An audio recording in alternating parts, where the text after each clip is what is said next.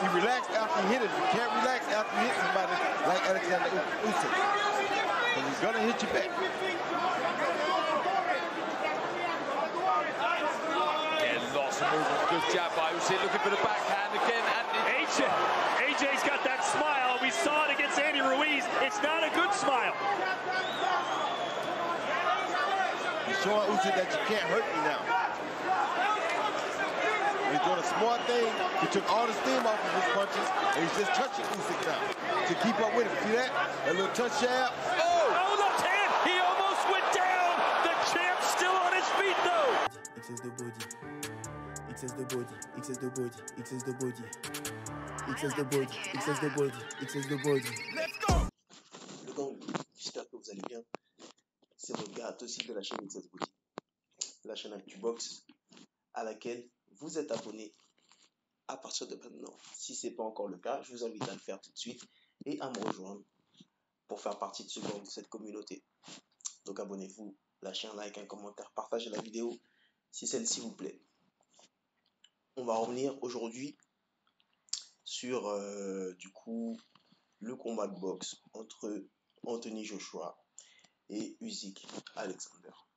De base, c'est pour ça que je mets du temps à la poster. Je suis le dernier, je le pousse après tout le monde, mais ça me dérange vraiment pas. Et le truc, c'est que de base, je voulais pas la faire. Ça m'a un peu saoulé, mais je me dois de la faire quand même pour vous, pour ceux et celles qui ne sont pas au courant et qui aiment quand même suivre l'actu et avoir mon point de vue, mon opinion. Donc ce combat qui a eu lieu avant-hier en Angleterre chez Anthony Joshua, champion du monde de sa catégorie et détenteur de 4 différentes ceintures dans sa caté. Il manquait seulement la WBC, titre qui est détenu actuellement par Tyson Fury. Donc Anthony Joshua a perdu face à Usyk Alexander, une défaite au point, chose qui à la fois m'énerve et à la fois qui ne m'étonne pas non plus. Quand on revoit le combat, tout simplement, il y a plein de paramètres, énormément de paramètres qui font que ça n'allait pas en fait du côté de Joshua. Pour moi, c'est mon point de vue. C'est comme si on retrouvait un boxeur apeuré, un boxeur qui avait peur d'aller à l'affrontement, un boxeur qui avait peur des coups. Alors qu'Anthony Joshua est connu pour sa force de frappe. Usyk Alexander est connu pour être un boxeur technique, intelligent et très mobile. Donc, face à un adversaire comme ça, et avec une équipe comme celle d'Anthony Joshua, logiquement, on s'entraîne par rapport à son adversaire, par rapport à un adversaire très mobile, par rapport à un adversaire à la fois puissant, mais beaucoup plus mobile et intelligent et tactique qu'un boxeur puissant. C'est pas la même trempe, c'est pas la même catégorie, c'est pas le même level que Joshua. Surtout sachant qu'il vient de la catégorie d'en dessous et qu'il vient de rentrer seulement dans la catégorie des poids lourds et que niveau force de frappe, bon, il est encore un poil en dessous. Donc pour être un striker dans cette catégorie-là, il va falloir qu'il s'entraîne encore et qu'il prenne un peu plus de poids et qu'il travaille sa force de frappe. Cependant, ça reste quand même un bon puncher. Et lors de ce combat, on a vu un Anthony Joshua qui n'a pas voulu prendre de risques en fait. Pour moi, il avait peur de prendre des coups, très clairement. Il est resté avec une boxe très simple, très académique, du 1-2, 1-2-3, des trucs vraiment de base. Franchement, pour moi, c'est vraiment des trucs de base et qui est pas digne de quelqu'un de cette catégorie, de ce niveau-là. Donc voilà, franchement, je suis honte, j'étais pour Joshua bien sûr. Et bah, le fait qu'il perde comme ça me dégoûte. Parce que pour moi, ça fait la deuxième fois qu'il merde. Il a merdé face à Ruiz. Je l'ai défendu, frérot. Je l'ai défendu fort face à tous mes détraqueurs. Et je leur avais expliqué le pourquoi du comment de ta défaite. Sachant que Ruiz n'était pas un boxeur à négliger. malgré son physique et tout, qu'il fallait faire très attention à lui et qu'il était déjà très bien classé. Et malgré ça, bah, il s'est passé ce qui s'est passé. Première défaite face à Ruiz. Donc voilà, c'est des choses qui arrivent. C'est des choses qui arrivent. Et comme il a pu nous le montrer, il a pu nous le prouver, il est revenu encore plus fort avec cette fois-ci une tactique. Celle qui était de beaucoup bouger, de se déplacer, etc. Là, c'est pareil. On connaît l'adversaire, on sait qu'il bouge beaucoup. Il faut venir avec une tactique. Pour moi, il aurait fallu qu'il puisse franchement trouver le moyen déjà d'être plus offensif, de beaucoup le cadrer, le cadrer, et une fois qu'il y avait une ouverture, enchaîner sur des enchaînements puissants. Effectuer des accélérations, pom pom pom, 3-4 coups, mais puissants, afin de le mettre au tapis. Et puis de ressortir se déplacer.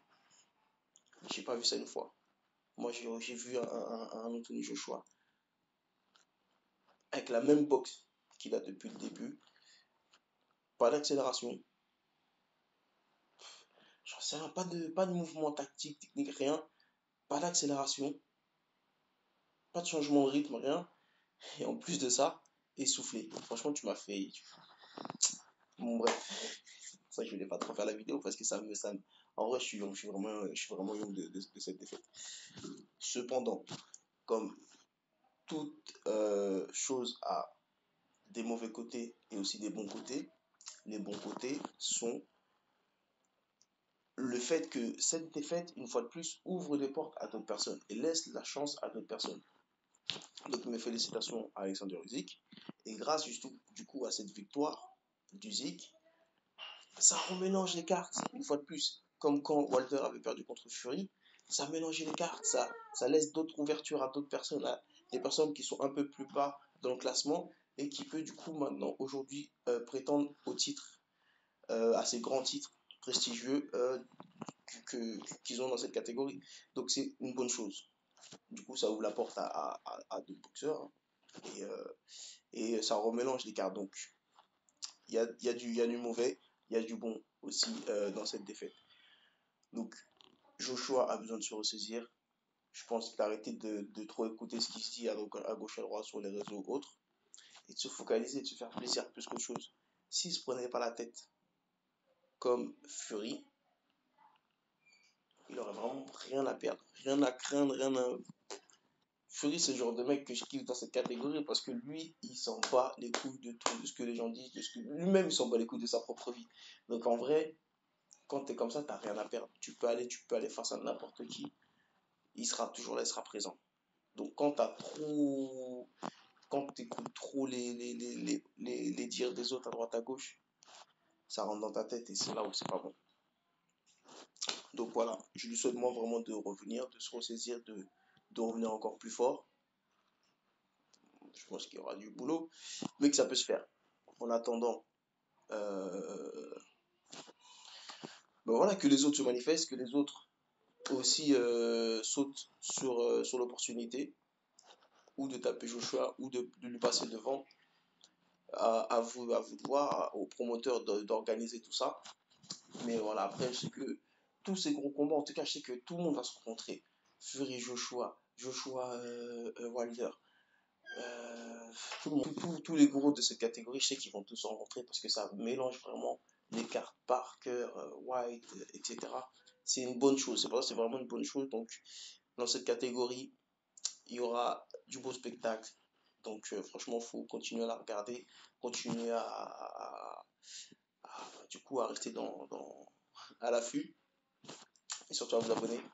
Donc voilà la team, c'est mon petit retour, ma petite analyse sur ce combat.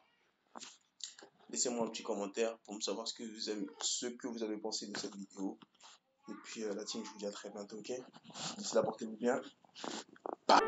Excess the body, excess the body, excess the body.